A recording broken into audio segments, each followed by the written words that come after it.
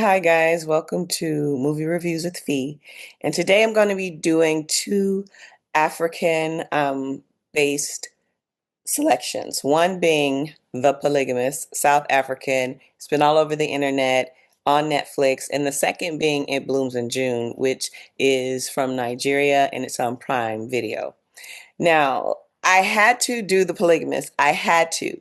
Yesterday, I was at a barbecue for the 4th, and the discussion veered toward The Polygamist and how crazy it is, and just how once you start watching it, you can't look away. And then today, a friend called and was just like, sis, we got to talk about The Polygamist. We have to talk about The Polygamist. And we had this really in-depth, detailed discussion. And I thought to myself, why not bring you guys into the discussion? Now, I like to let the hoopla die down a bit before I discuss something because I'm here for a good time, okay? I am here for the discussion, the layers, etc. Like I went down the rabbit's hole for The Polygamist and realized that before I get into it, it is based on a book. And me being an author, I'm like, okay, let me look up this author, Sunayati. And I watched her interview. So you're going to get all that. Okay, so let's get started. So The Polygamist, it tells the story of the Gamora family. Now, it's like a saga, okay? Although it's 22 episodes, they're all like between 25, less than 25 minutes each. So it's really like an 11 episode series if they were an hour. So Janasi Gamora is the patriarch of the family. He started from the bottom, now he here. He started from the bottom, now his whole crew, whatever it says, whatever Drake said. And I love the way the story is told. But so Janasi is married to Joyce Gamora. And they have two children, and their children are Mpume and Minzy. Minzy being the male child is like the heir apparent, and we get some. And he's very sensitive, and he gets picked on for not being like aggressive toward women and being kind and all the things. Well, his daddy ain't that. His daddy is not shy. He's very aggressive toward women. And like his last name suggests, Gamora, he put the debauchery in Gamora, like Sodom and Gomorrah. So Janasi is basically a womanizer. Joyce is his long-suffering wife, but she's also a go-getter. She has this online presence. She's a brand ambassador. She's very successful for this soap company. She's shooting. We when we meet her, she's like shooting these promos. She has a manager. Like she's a boss within her own right. And we later find out that she's like half owner of this company that Janasi is like lording over her head. However, he's the man, and that's that on that. Well, we soon see that he's confronted with Matipa.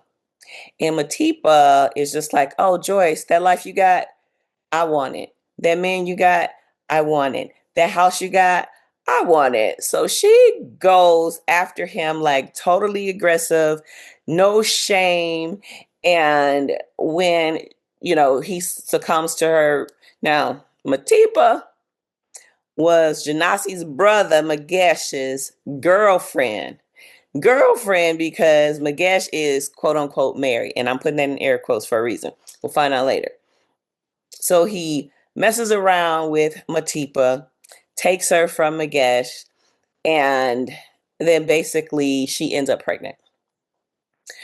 Joyce has a pregnancy scare while she is in the hospital because she doesn't want, to have more children with Janasi because, he's a womanizer and she has her own thing going on. She's going to get her tubes tied. And then the doctor's like, oh, it's a busy day for the Gomorrah women. And she's like, what? Now, Joyce's mom is there too. So Joyce goes running down the hall because apparently HIPAA laws ain't a thing in this world. And they burst into this woman's room, and Janasi is holding one of his twins because Janasi is the father of Matipa's children. He had told Joyce that he was going to the New York or something for a business meeting, and he was down at the hospital while the lady was giving birth. So initially, the first few episodes, you have this love triangle, and you think it's going to be Joyce versus Matipa for Janasi's like affection or whatever. And Joyce is down bad.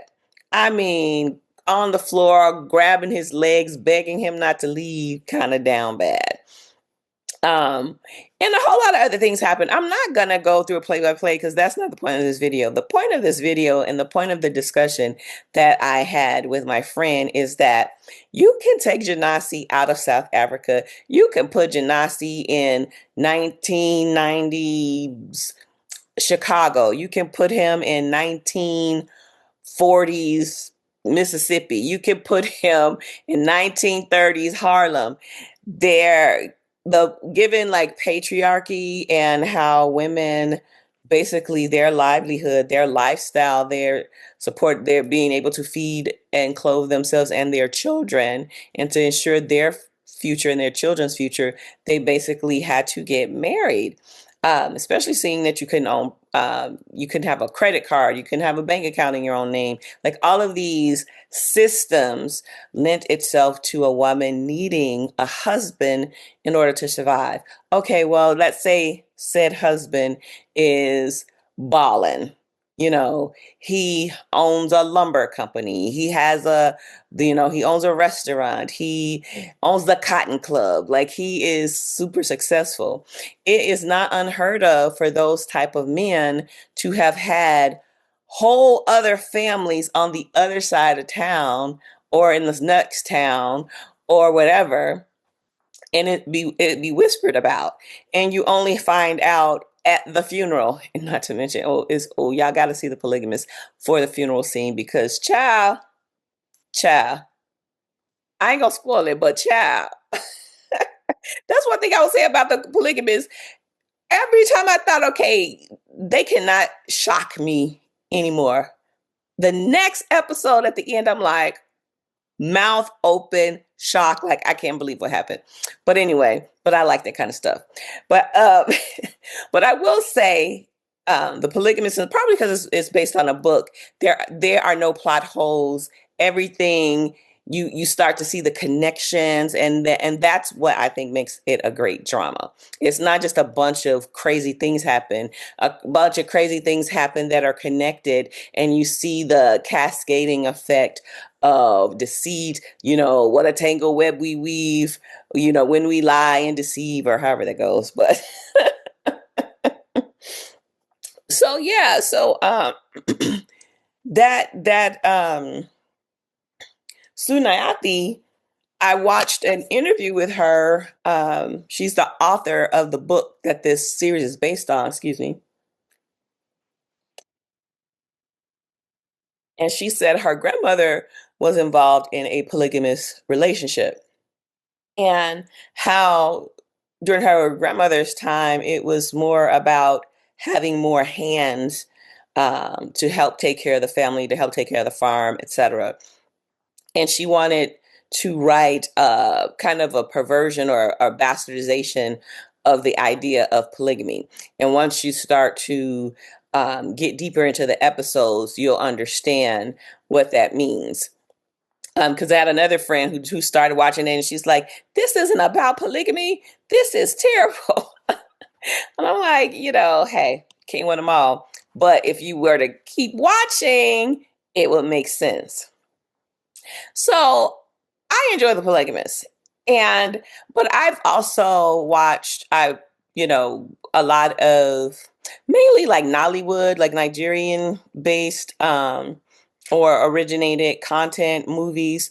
Netflix does offer, and Prime, a lot of content that originates on the African continent. And mainly for me, it's been Nigeria that I've watched. There's one called Lion's Heart that's really good as well.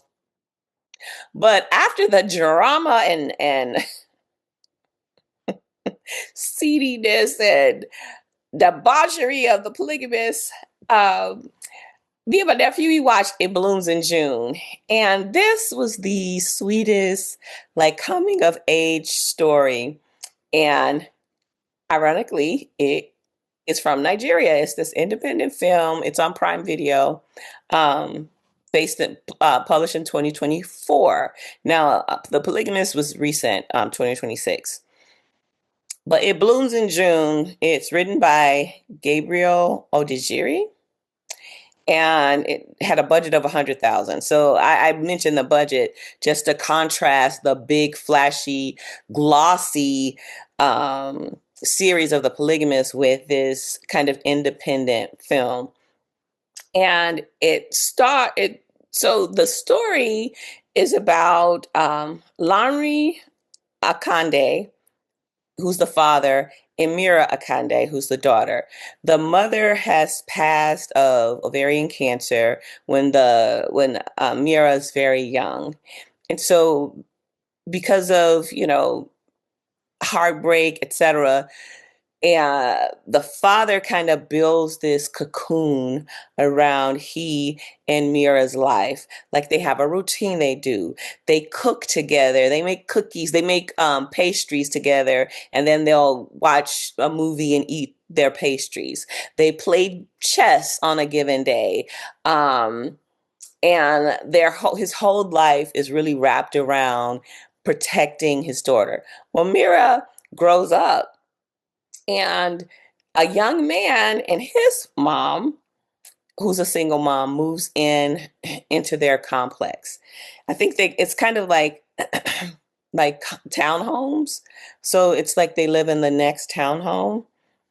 And his name is Abasinde, and his mom's name is Joanna. And so Joanna tries to go and introduce herself to Lanre, and he's really kind of standoffish because he doesn't want anything penetrating this protective bubble that he's built around himself, his heart, and his daughter. However, Abasinde, he's like a they're in high school, but upper years, like because Mira's applying to college in the big city. They also live in a smaller town outside of, I believe it's Lagos. Um, so Mira's very sheltered in every sense of the word. And, Abasinde, he sees her while she's taking out the trash. He's taking out the trash and he's like, "Hey girl, what's up?" And she's just like, nothing. So he just basically tries to, he's a photographer. He tries to get her to give him a tour of the neighborhood, to hang out at the park. And he eventually kind of wears her down in a sense that they become friends. Now, Basinde wants more than just friendship. But he tries to meet the dad, and the dad was like, "Look, you gone on about your business and stay away from my daughter." Um, but the everything comes to a head when Basinde gets tickets to their favorite artist concert, and so he asks um, Mira if she can go. She asks her dad, and he's like, "No, it's because it starts at 8 at night." He's like, "That's too late." It's in some town, whatever town their suburb is adjacent to, and he's like, "The city can be dangerous, etc." Well, she decides she's gonna sneak out and go to this concert. Now, I'm gonna stop it there because I want you to watch the movie, but it asks, like, what happens the when your child that you know you are tasked with raising to become a responsible adult, but because of the tragedy of her mother, you've been overprotective when that child wants to break out of the cocoon and spread her wings. And so that was a big contrast to the polygamist. And it was almost like a palate cleanser because the polygamist was just like, "Oh my gosh, I hope now this is terrible."